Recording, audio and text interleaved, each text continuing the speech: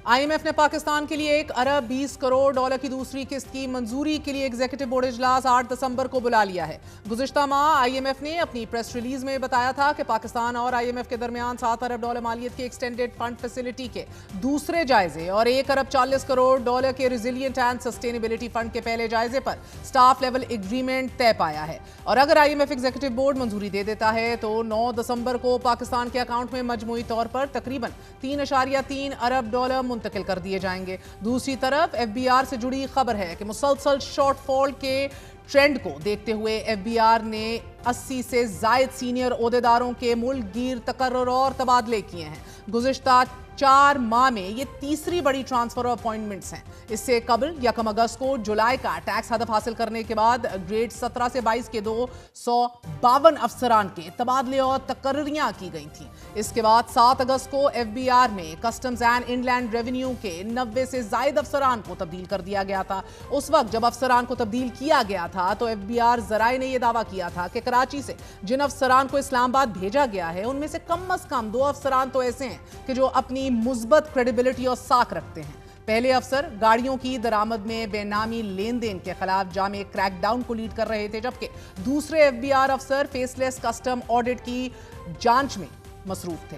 इन दोनों अफसरान ने अपने तबादले को ताकतवर लॉबीज का शाखसाना करार दिया था। पाकिस्तान में टैक्स वसूली के निज़ाम पर बहुत से सवालात उठाए जाते हैं और हुकूमत का बहरहाल ये मानना है कि उनकी सिमत और नीयत दुरुस्त है।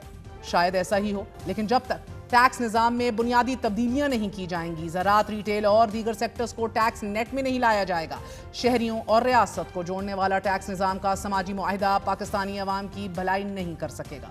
प्रोग्राम में आगे बढ़ते हैं। नाज़रीन, जनूबी गजा के इलाके रफा में हमास के 200 मुसल्लह अफराद के फंस जाने और गजा की तकसीम के इजरायली मंसूबे से अमरीकी सदर का अमन मंसूबा खतरे में पड़ गया है।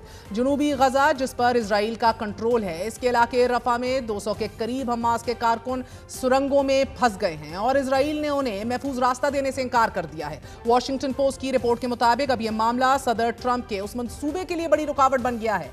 सदर ट्रंप और उनके दामाद जैरेड कुशनर इजरायली वजीर आजम नेतन्याहू पर यह दबाव डाल रहे हैं कि हमास के इन मुसल्लह कारकुनान को महफूज रास्ता दे दिया जाए ताकि जंग बंदी कायम रहे, मगर इजरायली हुकूमत इसे इजराइल की कौमी सलामती में अमरीकी मुदाखलत करार दे रही है। वॉशिंगटन पोस्ट ने अमरीका का हवाला देते हुए कहा है कि अमरीका चाहता है कि हमास के मैसूर मुसल्लह कारकुन हथियार डालकर एक उम्दा मिसाइल कायम करें और इससे हमास की डीमिलिटराइजेशन का अमल शुरू होगा। यानी कि अमरीका दोनों जानिब खूब खेल रहा है। एक तरफ इजराइल से हमास के मुसल्लह कारकुनान के लिए महफूज रास्ता भी मांगा जा रहा है और दूसरी जानिब मैसूर कारकुनान को हथियार फेंकने का हुक्म भी दिया जा रहा है। इजरायली हुकूमत पर दाएं बाजू की जमातों का भी दबाव बढ़ रहा है। वो इन मुसल्लह अफराद को महफूज रास्ता देने की बजाय उन्हें कत्ल कर देने की बात कर रही हैं। इजरायली वजीर खजाना बेज़लेल स्मोट्रिच को सख्तगीर जो मौकफ रखने के लिए मशहूर हैं, उन्होंने हमास के मैसूर अफराद से किसी भी किस्म की बातचीत करने को पागलपन करार दिया है।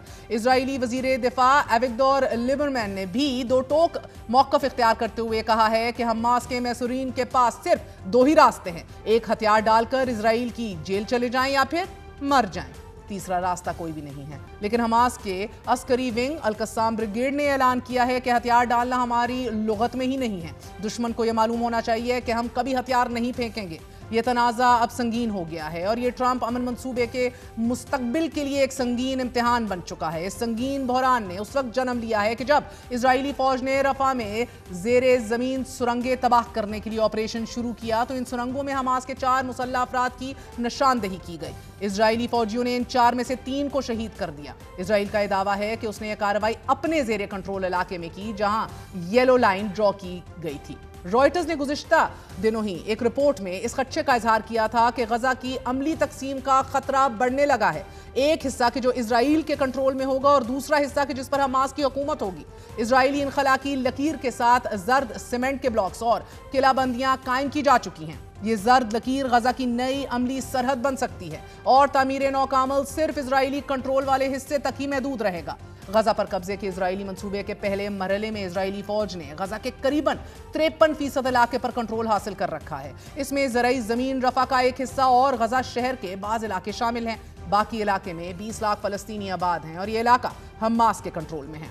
ये सारा वो इलाका है कि जहां हर तरफ तबाही और बर्बादी की हौलनाक दास्तानें हैं। دا بزنس اسٹینڈرڈ نے اپنی رپورٹ میں لکھا ہے کہ غزہ کا اگلا مرحلہ حماس کو غیر مسلح کرنے، ایک عبوری اتھارٹی کا قیام، بین الاقوامی فوج کی تعیناتی اور تعمیر نو کا مرحلہ ہے۔